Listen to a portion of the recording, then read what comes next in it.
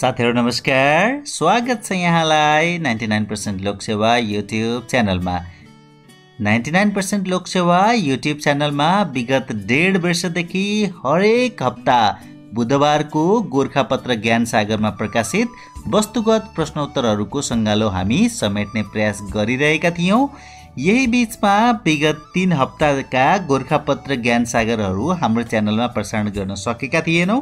यसर्थ आजको यस भिडियोमा 2080 साल वैशाख 27 गते, 2080 जेठ 3 गते र 2080 जेठ 10 गते 3 हप्ताका क्रमशः गोरखापत्र ज्ञान सागरका वस्तुगत प्रश्नोत्तरहरू समेट्ने प्रयास गरेका छौं। सुरु गरौं सबैभन्दा पहिला 2080 वैशाख 27 गते बुधबारको गोरखापत्र सामग्रीबाट। प्रश्न नम्बर 1, बेलायतका नयाँ राजा चार्ल्स तृतीयको राज्याभिषेक कहिले भएको हो? सन् 2023 को मे 7 मा चार्ल्सलाई सेन्ट एडवर्ड्स क्राउन नामक राजमुकुट पहिराएर राज्याभिषेक गरिएको छ। त्यस्तै वेस्टमिनिस्टर एबीमा आयोजित विशेष समारोहबीच चार्ल्सले राजमुकुट ग्रहण गरेका। राजा चार्ल्स तृतीय यो राजमुकुट पहिरिने 7औं शासक हुन्। राजा चार्ल्ससँगै रानी क्यामिला चार्ल्सलाई क्वीन मेरीज क्राउन पहिराइएको थियो। त्यस्तै गरी राज्याभिषेक समारोहमा नेपाल सहित विश्वका अधिकांश मुलुकबाट प्रतिनिधित्व रहेको। प्रश्न नम्बर 2, विक्रम सम्वत 2080 वैशाख 22 मा कतिऔं बुद्ध जयन्ती मनाइयो भन्दा 2567औं बुद्ध जयन्ती मनाइयो। प्रश्न नम्बर 3, रुसी राष्ट्रपति भ्लादिमिर पुटिनको क्रेमलिन स्थित निवासमा ड्रोन आक्रमण कहिले भएको हो?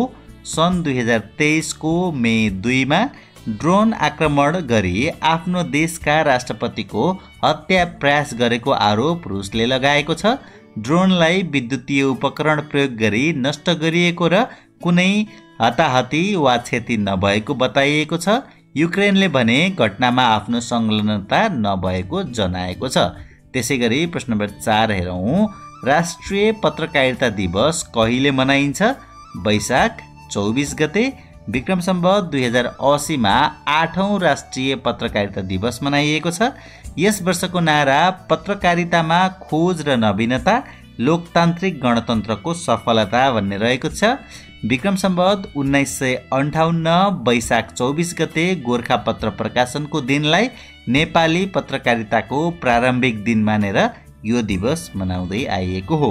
त्यसैगरी प्रश्न नम्बर 5 हेरौं, अम्बर गुरुङ राष्ट्रिय साङ्गीतिक पुरस्कारबाट सम्मानित हुने कलाकार को हुन् भन्दा गीतकार किरण खरेल। नेपाली राष्ट्रिय गानाका संगीतकार अम्बर गुरुङको योगदानको कदर गर्दै पोखरेली युवा सांस्कृतिक परिवारले उनको नाममा राष्ट्रिय साङ्गीतिक कोष स्थापना गरी पहिलो पटक खरेललाई पुरस्कृत गरेको हो। पुरस्कारको राशि 2 लाख रुपियाँ रहेको छ। फिल्म माइती घरको यो हो मेरो प्राणभन्दा प्यारो माइती घर गीतका रचयिता किरणले 100 भन्दा बढी फिल्ममा गीत लेखिसकेका छन्। अब प्रश्न नम्बर 6 हेरौं, इन्टरनेशनल फाइनान्सियल कर्पोरेसन आईएफसी तथा संयुक्त राष्ट्र सङ्घीय पुँजी विकास कोष UNCDF ले प्रकाशन गरेको नेपाल वित्तीय समावेशीकरण रिपोर्ट 2023 अनुसार कति प्रतिशत नेपालीसँग बुढेसकालका लागि कुनै बचत योजना छैन भन्दा 60%। त्यस्तै गरी प्रश्न नम्बर 7, सिरियालाई अरब लिगमा पुनर्स्थापित गर्न निर्णय कहिले गरिएको हो भन्दा सन् 2023 को मे 7 मा इजिप्टको राजधानी कायरोमा भएको अरब लिग राष्ट्रका विदेश मन्त्रीहरूको बैठकले 12 वर्षको निलम्बनपछि अरब लिगमा सिरियाको सदस्यता पुनर्स्थापित गर्ने निर्णय गरेको छ। अरब लिग राष्ट्रका विदेश मन्त्रीहरूले सिरियालाई सङ्कटबाट बाहिर निकाल्ने प्रयासलाई तीव्र पार्नुपर्ने आवश्यकतामा सहमति जनाएका छन्। उनीहरूले सिरियाको सार्वभौमिकता, एकता, स्थिरता र क्षेत्रीय अखण्डतालाई अरब लिग बडापत्र र यसको सिद्धान्तका आधारमा संरक्षण गर्ने प्रतिबद्धता जनाएका छन्। Jordan, Saudi Arab, Iraq, Lebanon, Egypt र अरब लिगका महासचिव सम्मिलित एक समिति गठन गर्न पनि सबै देशको विदेश मन्त्री सहमत भएका थिए। त्यस्तै प्रश्न नम्बर 8 हेरौँ। विश्व स्वास्थ्य सङ्गठन WHO ले कोभिड-19 महामारीको विश्वव्यापी स्वास्थ्य सङ्कटकाल अन्त्य भएको घोषणा कहिले गरेको हो?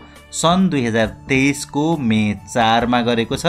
सङ्कटकाल घोषणाको 3 वर्षपछि कोरोना महामारी अन्त्य भएको घोषणा गरिएको हो। WHO ले सङ्कटकाल अन्त्यको घोषणालाई महामारीकै समाप्तिका रूपमा नलिन चेतावनी दिएको छ। सङ्गठनले कुनै पनि मुलुकले यसलाई कोभिड विरुद्ध सतर्कता हटाउने कारण नबनाउन सुझाव दिएका छन्। WHO का अनुसार कोभिड महामारीमा कम्तीमा 70 लाख मानिसको मृत्यु भएको छ।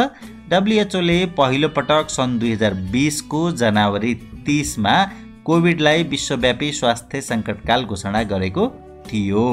प्रश्न नम्बर 9।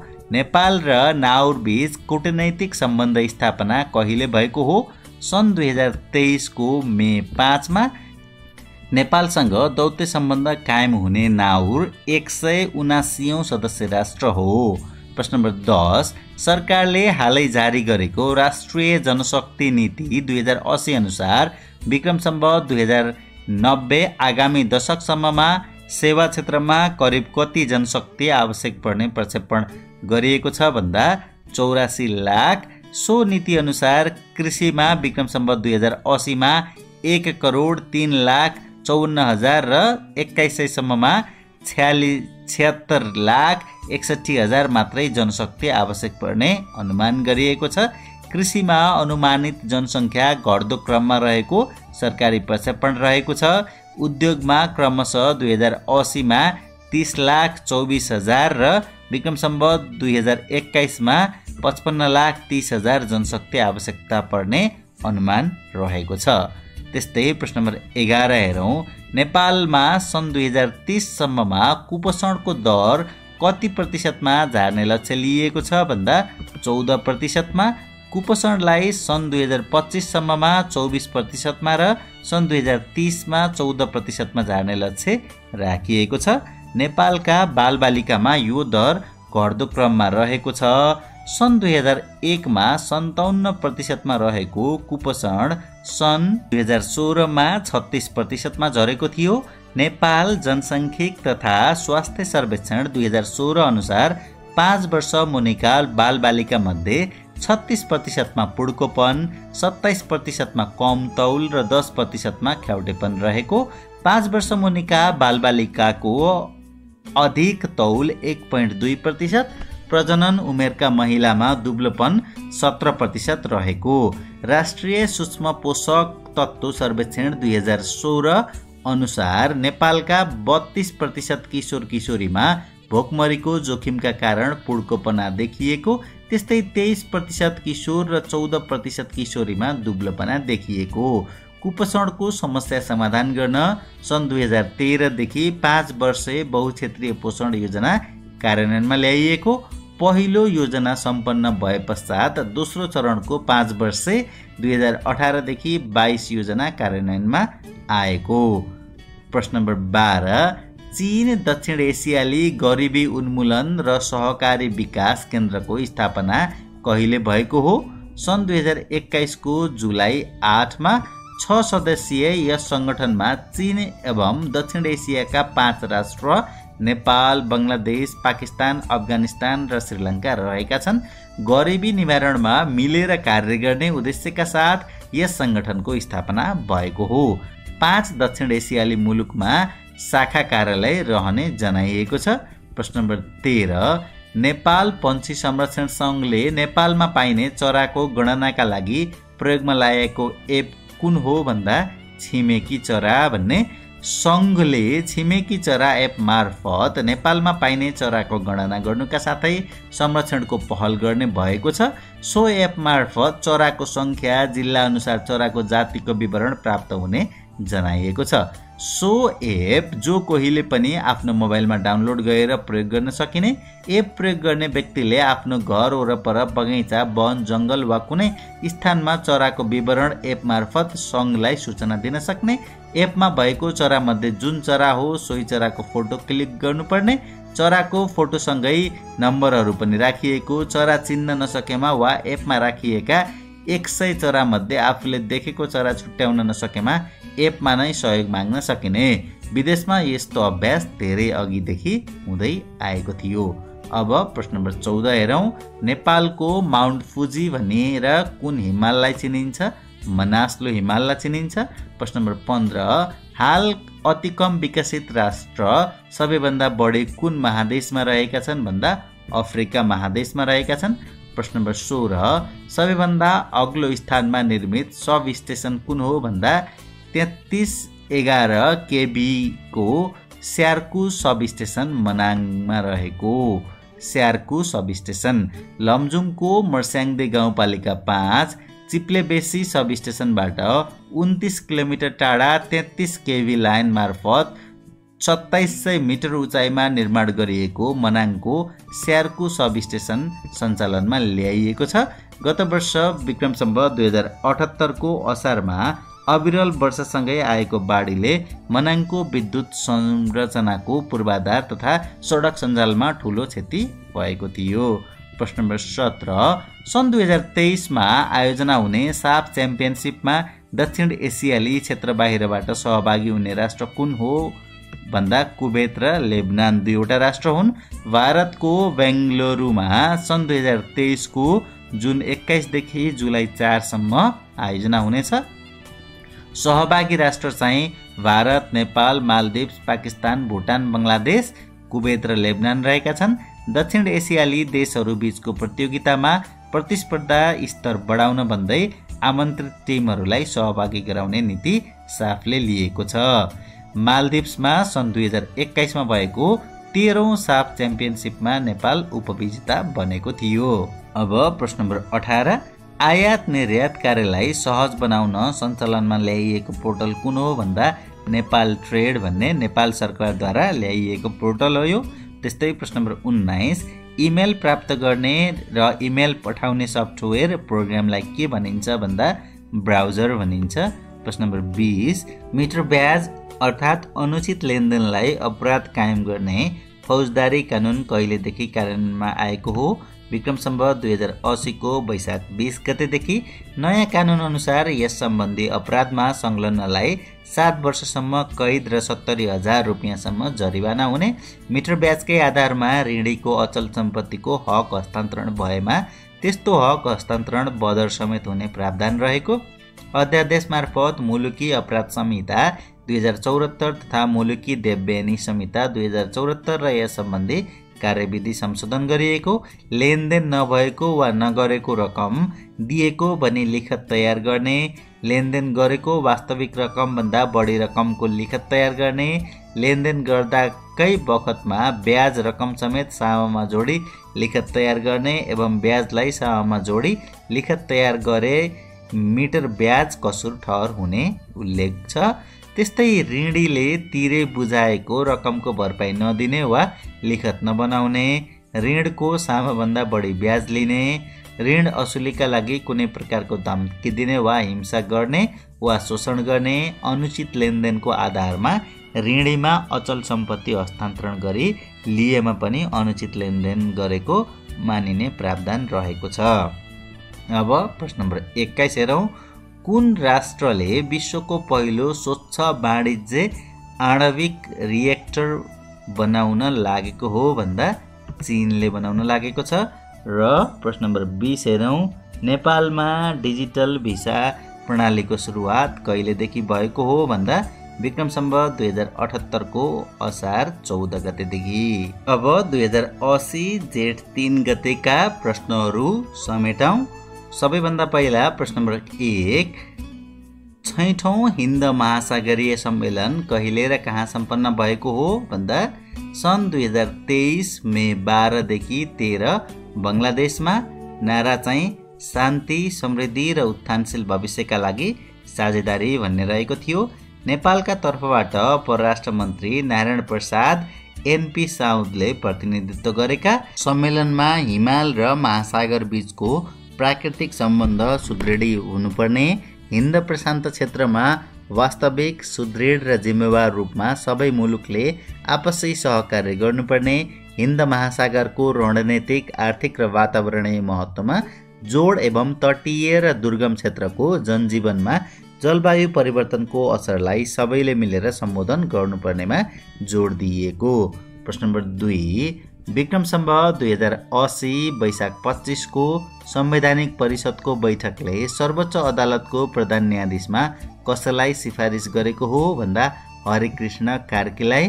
पद रिक्त भएको 5 महिनापछि कायम मुकायम प्रधान न्यायाधीशको जिम्मेवारीमा रहनुभएका कार्कीको नाम सिफारिस गरिएको हो। संसदीय सुनवाई प्रक्रिया पूरा भए पश्चात कार्कीको नियुक्ति हुनेछ। उमेर हदका कारण 2080 साउन 19 सम्म उहाँको कार्यकाल रहनेछ। तत्कालीन प्रधान न्यायाधीश चोलेन्द्र शमशेर जबराले निलम्बनमै रहेकै अवस्थामा अवकाश पाएपछि 2079 मङ्सिर 27 यता प्रधान न्यायाधीश पद रिक्त रहेको थियो। तत्कालीन प्रधानमन्त्री केपी शर्मा ओलीको कार्यकालमा कार्की 2072 आश्विन 28 देखि फागुन 18 गतेसम्म महान्यायाधिवक्ता बन्नुभएको थियो। उहाँ 2079 असोजदेखि कायम मुकायम प्रधान न्यायाधीशको रूपमा काम गर्दै आउनुभएको छ। प्रश्न नम्बर 3 हेरौँ। लाउरेस ओल्ड स्पोर्ट्स अवार्ड अन्तर्गत स्पोर्ट्सम्यानसिप अवार्ड 2023 जित्ने फुटबल खेलाडी को हुन् भन्दा लियोनेल मेस्सी हुन्। त्यसै गरी लाउरेस स्पोर्ट्स अवार्ड अन्तर्गत टिम अफ द इयरको अवार्ड अर्जेन्टिनाले जितेको। महिलातर्फको उपाधि sports woman of the year Jamaican sprinter Shelly Fraser दौडले जितेकी छन्। अवार्ड कार्यक्रममा डेनमार्कका मिडफिल्डर क्रिस्चियन इरिक्सनले कमब्याक अफ द इयरको उपाधि जितेका। त्यस्तै Laureus sports for good award बार्सिलोनाका स्ट्राइकर रोबर्ट लेभान्डोस्कीले प्राप्त गरेका छन्। त्यस्तै विश्वका प्रसिद्ध मिडियाकर्मीहरूले वर्षभरि राष्ट्रिय तथा अन्तर्राष्ट्रिय र क्लब स्तरीय खेलमा खेलाडीले गरेको प्रदर्शनका आधारमा मनोनयन गर्ने र सो पश्चात लाउरेस स्पोर्ट्स एकाडेमीका 71 सदस्यले मनोनयनमा परेका खेलाडीको विश्लेषण गरी विजेता छनौट गर्ने प्रचलन रहेको छ। त्यसै गरी प्रश्न नम्बर 4 हेरौँ। दोस्रो जनआन्दोलनका घाइते जिउँदा शहीद मुकेश कायस्थको निधन कहिले भएको हो भन्दा विक्रम सम्वत 2080 को वैशाख 27 गते। आन्दोलनको क्रममा 14 वर्षकै उमेरमा 2062 चैत्र 27 गते बनेपाको 3 बाटोमा प्रहरीले चलाएको गोली लागेर घाइते भएका मुकेश करिब 17 वर्ष अर्धचेत अवस्थामा जीवन बिताइरहेका थिए। अब प्रश्न नम्बर 5 हेरौँ। वर्ल्ड इकोनोमिक फोरम WEF को फ्युचर अफ जब्सको पछिल्लो सन् 2023 प्रतिवेदन अनुसार आगामी 5 वर्षमा कति व्यक्तिको रोजगारी गुम्ने आकलन रहेको छ? 1 करोड 50 लाखको। WEF का अनुसार आगामी 5 वर्षमा विश्वभरिबाट 8 करोड 30 लाख रोजगारी समाप्त हुनेछ। यसमा 6 करोड 90 लाख नयाँ रोजगारी समेत सिर्जना हुनेछ। अर्थात् अहिलेको हिसाबमा सन् 2027 सम्ममा 1 करोड 40 लाख रोजगारी कम हुनेछ। डिजिटल कमर्स, शिक्षा र कृषि क्षेत्रमा भने रोजगारीको अवस्था राम्रो हुनेछ। रोजगारी गुम्नुमा प्रमुख कारण प्रविधि रहेको देखिन्छ। 44% कर्मचारीले रोजगारीमा टिक्न सिप बढाउनु पर्ने उल्लेख गरिएको छ। अब प्रश्न नम्बर 6 हेरौँ। नेपाल दूरसञ्चार प्राधिकरणले mobile device management system MDMS कहिलेदेखि कार्यान्वयनमा ल्याएको हो भन्दा विक्रम सम्वत 2080 को जेठ 1 गतेदेखि सरकारले वैदेशिक रोजगारीबाट फर्केका नेपालीले 2वटा मोबाइल ल्याउन पाउने व्यवस्था गरेसँगै MDMS लागू हुन लागेको हो। मोबाइल सेटको गैरकानुनी आयात, बिक्री, वितरण तथा प्रयोगलाई निरुत्साहित गर्न यो सिस्टम लागू गरिएको हो। यसले मोबाइल आयातलाई व्यवस्थित गर्न, चोरी भएका तथा हराएका मोबाइल सेटको ट्र्याकिङ, ब्लकिङ गरी नेपालभित्र त्यस्ता मोबाइल नचल्ने व्यवस्था गर्ने। त्यस्तै गरी भन्सार विभागका अनुसार यात्रुले आफ्नो साथमा ल्याउन र लैजाउन पाउने निजी प्रयोगका मालवस्तु सम्बन्धी आदेश 2077 बमोजिम विदेश भएका नेपाली यात्रुले नेपाल फर्कँदा आफूले प्रयोग गरेको बाहेक साथमा नयाँ एक सेट मोबाइल ल्याउन सक्ने व्यवस्था गरिएको छ। विदेशबाट फर्केका नेपालीले साथमा ल्याएको मोबाइल सेट आफै अनलाइन मार्फत एमडिएमएसमा दर्ता गर्न सक्नेछन्। यो सिस्टम लागू भएसँगै मोबाइल आयातकर्ताले पनि प्राधिकरणसँग अनुमति लिएर र IMEI नम्बर दर्ता गरेर मात्रै मोबाइल आयात गर्नुपर्नेछ। प्राधिकरणले नेपाली बजारमा मोबाइल खरिद गर्दा एमडिएमएसमा दर्ता नभएको यकिन गरी सजगताका साथ अपनाएर मात्रै खरिद गर्न आग्रह गरेको। प्राधिकरणको वेबसाइटमा गएर मोबाइल सेटको IMEI नम्बर राखेपछि सेट एमडिएमएसमा दर्ता भए नभएको थाहा पाउन सकिने। सरकारले विक्रम सम्वत 2078 साउनदेखि नै यो प्रणाली लागू गर्ने घोषणा गरे पनि तयारी नपुगेको भन्दै 2079 पुस 15 गतेको भाका सारेको थियो। सरकारवालाहरूबाट विरोध भए पश्चात स्थगित हुन पुगेको सो व्यवस्था जेठ 1 गतेबाट सुरु भएको हो। त्यस्तै प्रश्न नम्बर 7 हेरौँ। नेपालको राष्ट्रिय प्राकृतिक संरक्षण कोषलाई प्रत्यक्ष पहुँच इकाइको रूपमा मान्यता दिने संस्था कुन हो भन्दा हरित जलवायु कोष GCF ले दिएको छ। त्यस्तै प्रश्न नम्बर 8 हुम्लालाई पूर्ण खोप सुनिश्चित जिल्ला घोषणा कहिले गरिएको हो? विक्रम सम्वत 2080 को वैशाख 30 गते हुम्ला पूर्ण खोप सुनिश्चित घोषित हुने 71औं जिल्ला भएको छ। यसअघि जिल्लाका 7 वटै गाउँपालिका पूर्ण खोप सुनिश्चित पालिका घोषणा भइसकेका छन्। 7 वटै पालिकापछि जिल्लालाई पनि पूर्ण खोप सुनिश्चित जिल्ला घोषणा गरिएको छ। प्रश्न नम्बर 9 राष्ट्रिय गौरवको आयोजनाका रूपमा रहेको फास्ट ट्र्याक अर्थात् द्रुत मार्गको लम्बाइ कति रहेको छ भन्दा 72.5 किलोमिटर रहेको छ। यस मार्गको निर्माण व्यवस्थापनको जिम्मेवारी सरकारले विक्रम सम्वत 2074 वैशाख 21 मा नेपाली सेनालाई सुम्पेको छ। निर्माण लागत 1 खर्ब 7 अर्ब अनुमान गरिएको छ। विक्रम सम्वत 2080 वैशाख 5 मा बसेको मन्त्री परिषद बैठकले फास्ट ट्र्याक सडक आयोजनाको निर्माण अवधि 2083 चैत्र मसान्तसम्म थप गर्ने निर्णय गरेको हो। प्रश्न नम्बर 10 सार्वजनिक संस्थान सुझाव समितिको संयोजकमा कसलाई नियुक्त गरियो? शंकर प्रसाद अधिकारीलाई नियुक्त गरिए। विक्रम सम्वत 2080 वैशाख 5 को मन्त्री परिषद बैठकले सार्वजनिक संस्थान सुझाव समितिको अवधारणा पत्र 2080 स्वीकृत गरेको थियो। साथै अधिकारीको संयोजकत्वमा 3 सदस्यीय सार्वजनिक संस्थान सुझाव समिति गठन गर्ने निर्णय समेत गरेको छ। प्रश्न नम्बर 11 जलवायु परिवर्तन सम्बन्धी पेरिस सम्झौताबाट अमेरिका कहिले बाहिरिएको हो? सन् 2020 को नोभेम्बर 4 मा। विश्वमा जलवायु परिवर्तनको प्रभाव कम गर्ने सम्बन्धमा सन् 2015 मा फ्रान्सको राजधानी पेरिसमा भएको जलवायु परिवर्तन सम्बन्धी सम्मेलनले विश्वका शक्ति राष्ट्रहरूसँग एक सम्झौता गरेको थियो। त्यो सम्झौतामा अमेरिकाले पनि हस्ताक्षर गरेको थियो, तर पछि अमेरिकी राष्ट्रपति डोनाल्ड ट्रम्प आएपछि उनले यस सम्झौताबाट अमेरिकी बाहिरिने निर्णय गरेका थिए। प्रश्न नम्बर 12 श्रम सम्बन्धी मुद्दा हेर्ने उद्देश्यका साथ श्रम अदालतको गठन कहिले गरिएको हो? विक्रम सम्वत 2077 को असोज 29 गते। प्रश्न नम्बर 13 भौगोलिक खोजकर्ता क्रिस्टोफर कोलम्बस र भास्को डी गामाद्वारा प्रयोग गरिएको नक्साको निर्माण गर्ने व्यक्ति को हुन् भन्दा मोहम्मद अल इद्रिसी। प्रश्न नम्बर 14 गौतम बुद्ध अन्तर्राष्ट्रिय शान्ति पुरस्कारको स्थापना कहिले भएको हो?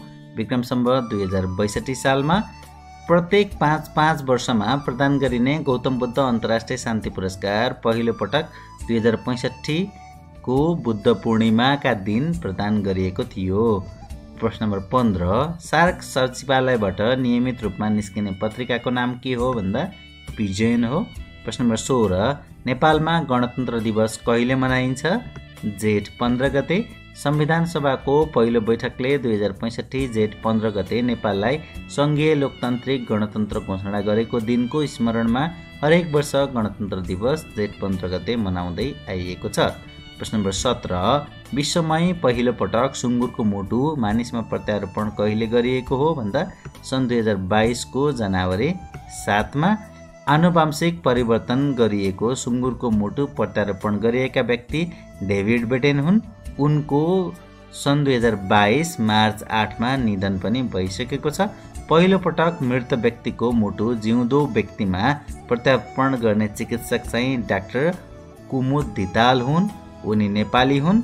मानव मुटु प्रत्यारोपण गर्ने प्रथम चिकित्सक डाक्टर क्रिस्चियन बर्नार्ड दक्षिण अफ्रिकाका हुन्। मुटु प्रत्यारोपण प्राप्त प्रथम व्यक्ति लुई वास्काइन्स्की हुन्। कृत्रिम मुटु प्राप्त प्रथम व्यक्ति चाहिँ बार्नी क्लार्क हुन्। त्यस्तै प्रश्न नम्बर 18 नेपालमा जनगणना कार्य कहिलेदेखि सुरु भएको हो? विक्रम सम्वत 1968 देखि सुरु भएको हो। विक्रम सम्वत 2078 मा 12औं राष्ट्रिय जनगणना सम्पन्न भएको छ। नेपालमा प्रथम राष्ट्रिय जनसङ्ख्या सम्मेलन विक्रम सम्वत 2071 जेठ 22 देखि 24 सम्म भएको थियो। पहिलो विश्व जनसङ्ख्या सम्मेलन सन् 1954 मा इटलीमा सम्पन्न भएको थियो। अब प्रश्न नम्बर 19 हेरौँ। नेपालमा पहिलो पटक न्युक्लियर मेडिसिन सेवाको सुरुवात कहिले भएको हो भन्दा विक्रम सम्वत 2077 को पुस 6 गते। खास गरी क्यान्सर, थाइरोइड एवं हड्डी सम्बन्धी समस्या दुखाइ पत्ता लगाउन यो प्रविधिको प्रयोग गरिने गरिन्छ। यस प्रविधि मार्फत कम स्तरको रेडियो एक्टिभ सामग्री मौखिक एवं इन्जेक्सन मार्फत शरीरभित्र प्रवेश गराई शरीरको अवस्थाबारे जानकारी लिन सकिन्छ। प्रश्न नम्बर 20 एसिया प्रशान्त आर्थिक सहयोग एपेकको स्थापना कहिले भएको हो भन्दा सन् 1989 मा। यसको प्रधान कार्यालय सिङ्गापुरमा रहेको छ। स्थापना कालमा 12 देश रहेको यस सङ्गठनमा हाल 21 सदस्य पुगेका छन्। यस संस्थाको पहिलो सम्मेलन सन् 1989 मा अस्ट्रेलियामा सम्पन्न भएको थियो। प्रश्न नम्बर 21 सरकारले सवारी चालक अनुमति पत्र लाइसेन्समा स्मार्ट कार्डको व्यवस्था कहिलेदेखि गरेको हो भन्दा विक्रम सम्वत 2072 मङ्सिर 14 गतेदेखि। प्रश्न नम्बर 22 राणा थारूहरूलाई आदिवासी जनजातिको सूचीमा कहिले सूचीकृत गरिएको हो? विक्रम सम्वत 2077 को जेठ 5 मा राजपत्रमा सूचना प्रकाशित भएसँगै मन्त्री परिषदले विक्रम सम्वत 2076 माघ 20 मा आदिवासी जनजाति सूचीमा समावेश गर्ने निर्णय गरेको थियो। आदिवासी जनजातिमा सूचीकृत हुने जनजाति वा समुदायको सङ्ख्या 60 पुगेको छ। प्रश्न नम्बर 23 राणा थारूहरू जातिको मुख्य बसोबास कहाँ रहेको छ? कैलाली र कञ्चनपुरमा रहेको छ। यो जातिले चैत, वैशाख र जेठमा चराई पर्व मनाउने गर्छन्। यस जातिले सबैभन्दा लामो होली मनाउँछन्। त्यस्तै सरकारी स्तरबाट राणा थारूको पहिचान प्राप्त गर्ने पहिलो व्यक्ति चाहिँ लबरु राणा थारू रहेका छन्। अब 2080 जेठ 10 गतेको प्रसङ्ग। जेठ 10 गतेको गोरखापत्र ज्ञानसागरमा प्रकाशित वस्तुगत प्रश्नोत्तरहरूमध्ये पहिलो प्रश्न रहेको छ। प्रश्न नम्बर 1 नेपालमा बनेको विद्युतीय मोटरसाइकल कहिलेदेखि दर्ता गर्न थालिएको हो? विक्रम सम्वत 2080 को जेठ 1 गतेदेखि। यातायात व्यवस्था कार्यालयले यात्री P1 मोटरसाइकल दर्ता गरेको हो। यात्री मोटरसाइकलका अनुसार यातायात व्यवस्था कार्यालय गुर्जुधारामा P1 को बागमती प्रदेश 02/43 प 8650 नम्बरको बाइक पूर्ण रूपमा नेपालमा उत्पादित पहिलो सवारीका रूपमा दर्ता भएको हो। विद्युतीय मोटरसाइकल बागमती प्रदेशका विभिन्न जिल्लामा रहेका प्रदेश सरकार मातहतको 4 वटा हेटौँडा, भरतपुर, खुरकोट र गुर्जुधारा यातायात कार्यालयमा दर्ता गर्न सकिने जनाइएको छ। प्रश्न नम्बर 2 सरकारले 2062-63 को जनआन्दोलनका घाइते मुकेश कायस्थलाई राष्ट्रिय शहीद घोषणा कहिले गरेको हो? विक्रम सम्वत 2080 को जेठ 2 गते। मन्त्री परिषदको जेठ 2 गतेको बैठकले कायस्थलाई शहीद घोषणा गर्ने निर्णय गरेको हो। जनआन्दोलन 2062-63 मा प्रहरीको गोली लागेर घाइते भई 17 वर्ष 1 महिना अचेत अवस्थामा रहेका कायस्थको 2080 वैशाख 28 गते निधन भएको हो। कायस्थलाई लोकतन्त्र योद्धा सम्मान प्रदान गरिएको थियो। 3 विश्व चर्चित UN ह्युमन राइट्स प्राइज 2023 बाट सम्मानित हुने नेपाली संस्था कुन हो भन्दा मानव सेवा आश्रम केन्द्रीय कार्यालय हेटौँडामा रहेको। प्रश्न नम्बर 4 नेपाललाई कहिलेसम्म सहयोगापेक्ष सडक मानव रहित नेपाल घोषणा गर्ने लक्ष्य लिएको छ? विक्रम सम्वत 2082 सम्म। प्रश्न नम्बर 5 सगरमाथाको सर्वाधिक आरोहण गरी विश्व कीर्तिमान कायम गर्ने आरोही को हुन् भन्दा कामी रिता शेर्पा हुन्। उनले विक्रम सम्वत 2080 जेठ 9 मा अर्थात् सन् 2023 को मे 23 मा 28औं पटक आरोहण गरी आफ्नै रेकर्ड तोडेका हुन्। उनले विक्रम सम्वत 2080 जेठ 3 सन् 2023 मे 17 मा 27औं पटक आरोहण गरेका थिए। सोलुखुम्बुको थामेमा सन् 1970 मा जन्मिएका कामिरिताले पहिलो पटक सन् 1994 मे 13 मा सगरमाथा आरोहण गरेका थिए। विक्रम सम्वत 2080 जेठ 8 मा अर्का आरोही 46 वर्षीय पासाङ दावा शेर्पाले 27औं पटक सगरमाथाको आरोहण गर्न सफल भएका छन्। प्रश्न नम्बर 6 श्रीलङ्काका पूर्व प्रधानमन्त्री महिन्दा राजपाक्षमाथि लगाइएको विदेश यात्राको प्रतिबन्ध कहिले खारेज गरिएको हो? सन् 2023 को मे 17 मा। गत वर्षको मे 9 मा कोलम्बोसमा सरकार विरुद्ध भएको शान्तिपूर्ण विरोध प्रदर्शनमा घातक हमला गराएको अभियोगको अनुसन्धानलाई दृष्टिगत गरी राजपाक्षसहित अन्य व्यक्तिमाथि विदेश यात्राको प्रतिबन्ध लगाइएको थियो। प्रश्न नम्बर 7 विक्रम सम्वत 2080 जेठमा सम्पन्न mister and miss national Nepal 2023 को उपाधि जित्ने प्रतिभा को हुन् भन्दा शिशिर वाग्ले र समा पराजुली।